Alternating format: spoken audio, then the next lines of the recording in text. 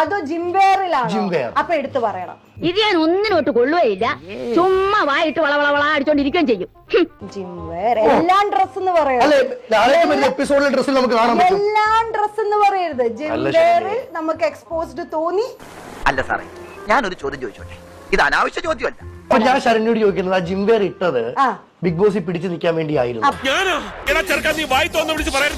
ശരണ്യ എന്റെ ചോദ്യം എന്ന് പറയുന്നത്, ശരണ്യ ഇട്ടേക്കുന്ന ജിം സൂട്ട് ഉണ്ടല്ലോ, എക്സ്പോസ് തന്നെയായിരുന്നു. ഞാനിവിടെ സമാധാനം എടുത്തിട്ട് കഞ്ഞി കുടിച്ച് ജീവിക്കുന്നത് നിനക്ക് സഹിക്കണില്ലല്ലേ?